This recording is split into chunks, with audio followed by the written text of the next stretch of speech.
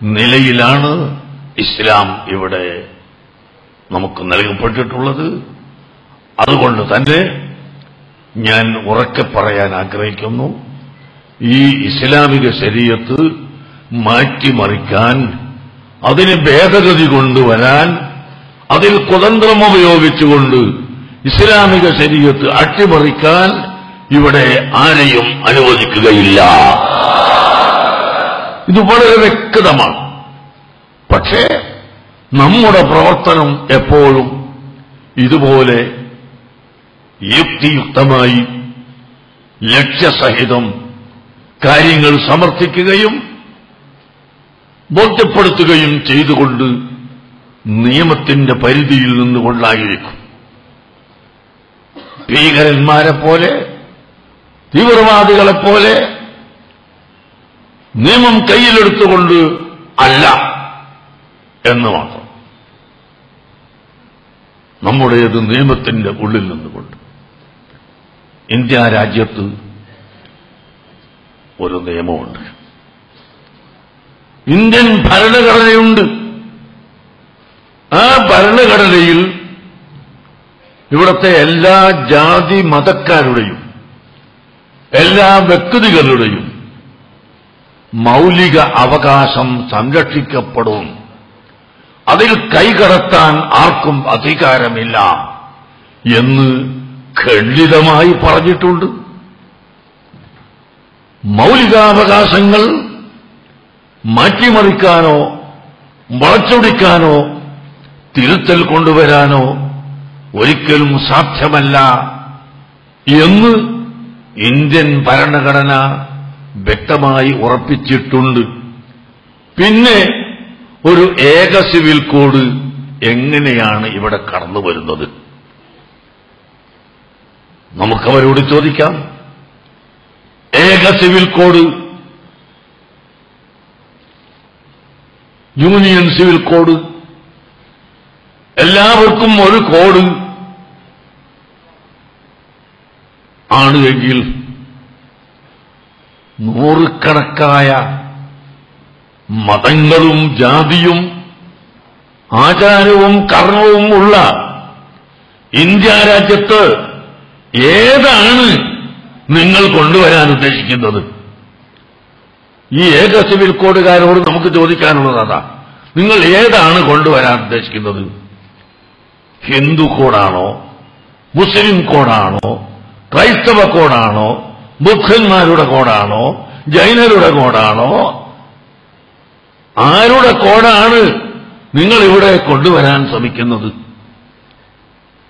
ഇത് മറുപടി പറയാത്ത കാലത്തോളം ഏക സിവിൽ കോഡ് എന്ന ശബ്ദം തന്നെ പറയാൻ ഇവിടെ ആർക്കും അധികാരമില്ല.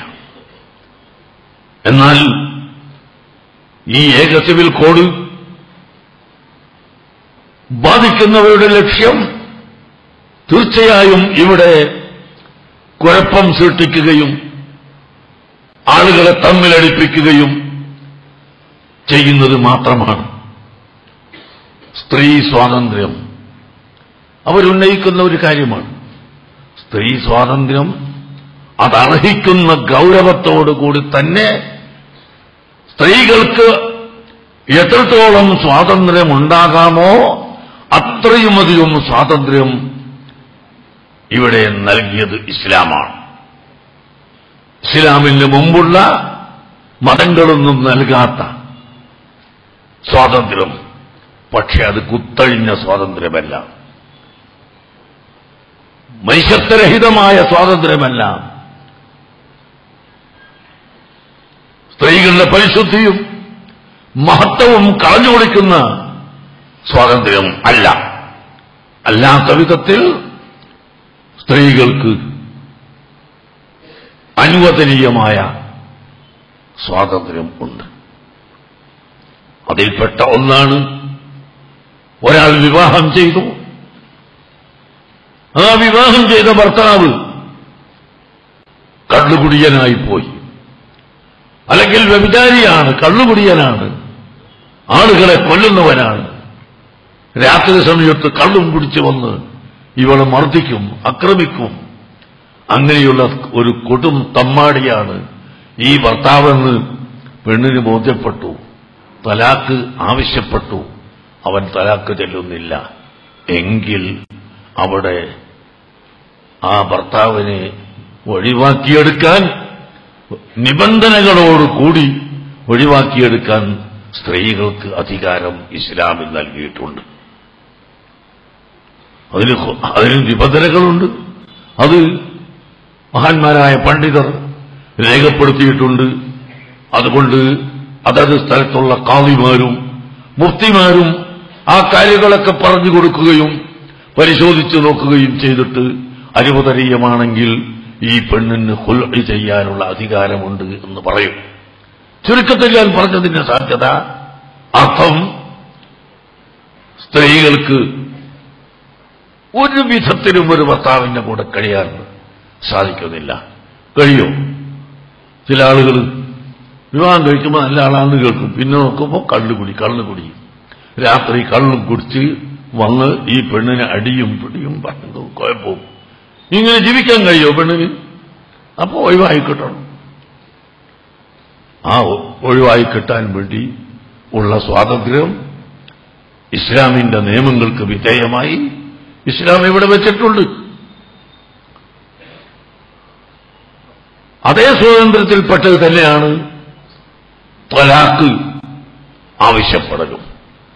ഇത്രയും വലിയ അക്രമിയായ ഒരു ഭർത്താവിന്റെ കൂടെ ജീവിക്കാൻ മാന്യതയുള്ള മനുഷ്യത്വമുള്ള ഒരു സ്ത്രീക്ക് സാധ്യമല്ലാതെ വരുമ്പോൾ കോടതിയിലൂടെയോ അല്ലാതെയോ തലാക്ക് ആവശ്യപ്പെടുക എന്നതും സ്വാഭാവികമാണ്. ഇതാണ് ഇസ്ലാം അനുവദിക്കുന്ന തലാക്കുകളുടെ അവസ്ഥ. പൊതുവെ ഇസ്ലാമിന്റെ ശത്രുക്കൾ ഇസ്ലാം തലാക്ക് ചെല്ലുന്നവരാണ്, കണ്ണമാനം പെണ്ണ് കെട്ടി പെണ്ണമാനം തലാക്ക് ചെല്ലി ഇവിടെ കുഴപ്പമുണ്ടാക്കുന്നവരാണെന്ന് വരുത്തി തീർക്കാനുള്ള ഒരു ശ്രമം നടക്കുകയും അതിന്റെ പേരിൽ ആണ് ഈ മുത്തലാഖ് പ്രശ്നങ്ങളെല്ലാം വലിച്ചിടുന്നത്. അല്ലാതെ ഇസ്ലാം തലാഖിനെ വളരെ ശക്തമായി വെറുക്കുകയാണ്. അല്ലാഹു തആലാക്ക് തന്നെ ഇഷ്ടമില്ലാത്ത വെറുപ്പുള്ളൊരു കാര്യമാണ്. പക്ഷേ ഇങ്ങനെയുള്ള പ്രതിസന്ധി ഘട്ടത്തിൽ ഒരു പെണ്ണിന് ജീവിക്കാൻ യാതൊരു നിർവാഹവുമില്ലാത്ത നിലക്ക് ഈ ഭർത്താവ് തോന്നിവാസിയും കള്ളുകുടിയനും വ്യഭിചാരിയും കൊലപാതകനും ആയി മാറുമ്പോൾ അവിടുന്ന് കഴിച്ചിലായി കിട്ടാൻ തലാക്കല്ലാതെ മാർഗമില്ലെന്ന് കാണുന്ന സമയം തലാക്ക് ആവശ്യപ്പെടാം. അത് ചെയ്യാൻ അവൻ തയ്യാറാവുന്നില്ല എങ്കിൽ ഞാൻ ആദ്യം പറഞ്ഞതുപോലെ ഖുൽഉ എന്ന് പറയുന്ന പരിപാടി ചെയ്തുകൊണ്ട് ഒഴിവാക്കണം. ഏതായിരുന്നാലും സ്ത്രീകൾക്ക് ഇസ്ലാം സ്വാതന്ത്ര്യം നൽകിയിട്ടുണ്ട്, അതിന്റെ നിബന്ധനയോടുകൂടി. അതുകൊണ്ട് ഏക സിവിൽ കോഡുകാരൻ അതിനുവേണ്ടി കടന്നു വരേണ്ടതില്ല. പിന്നെ ആകെ അവർക്ക് പിടിച്ച് ഒരു പിടിവള്ളിയായി ചിലപ്പോൾ പറയുന്നത് ഇന്ത്യൻ ഭരണഘടനയിൽ നിർദ്ദേശക തത്വങ്ങൾ എന്ന ഒന്നുണ്ട് എന്നാണ്. ഈ ഇരിക്കുന്ന നിങ്ങളോടൊക്കെ ഈ ഭരണഘടന ഒന്ന് വായിച്ചു നോക്കണമെന്ന് ഞാൻ ആവശ്യപ്പെടുകയാണ്. നിർദ്ദേശക തത്വത്തിൽ വളരെ പ്രധാനമായി എടുത്തു പറഞ്ഞത് രാജ്യത്ത് ദാരിദ്ര്യം നിർമ്മാർജ്ജനം ചെയ്യാൻ എല്ലാവരും ശ്രമിക്കണമെന്നാണ്. ഏക സിവിൽ കോഡുകാരൻ എന്തുകൊണ്ട് രാജ്യത്ത് ഈ ദാരിദ്ര്യം നിർമ്മാർജ്ജനം ചെയ്യാൻ ശ്രമിക്കാത്തത്?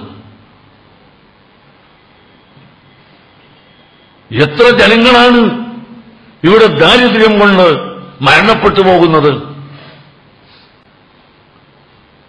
ലക്ഷങ്ങളല്ല, കോടികൾ തൊഴിലില്ലാതെയും ഭക്ഷണമില്ലാതെയും കഷ്ടപ്പെടുന്നവർ നമ്മുടെ ഇന്ത്യ രാജ്യത്തുമുണ്ട്.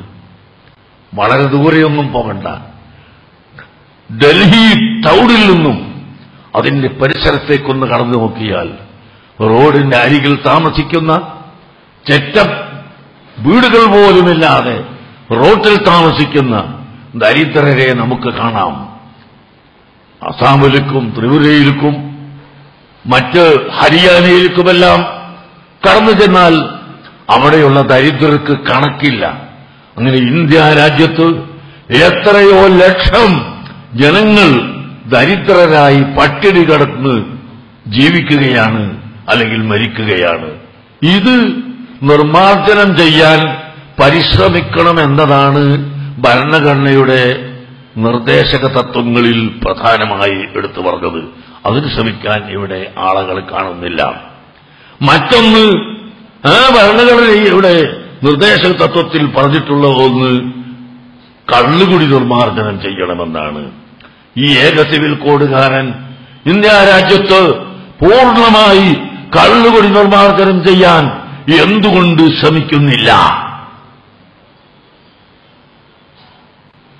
മറുപടി പറയണം. എന്നിട്ട് ഈ നാട്ടിലെ സ്ത്രീകൾക്ക് സ്വാതന്ത്ര്യമല്ല, കുഴപ്പാട് വേമാണ്, അതുകൊണ്ട് ഏക സിവിൽ കോഡ് വേണം. ഏക സിവിൽ കോഡ് വന്നാൽ സ്ത്രീകൾക്ക് ഉണ്ടാവോ? മുസ്ലിം സ്ത്രീകൾ ഇവിടെ ഇന്ത്യ രാജ്യത്തെ സ്ത്രീകളെ അപേക്ഷിച്ച് ചെറിയ ശതമാനമാണ്. ബാക്കിയുള്ള സ്ത്രീകൾക്ക് ഈ കോഡൊന്നും വേണ്ടേ? അവരെല്ലാവരെയും കൂടി ഈ ഏക സിവിൽ കോഡുകാർക്ക് ഒന്നിപ്പിക്കാൻ കഴിയുമോ?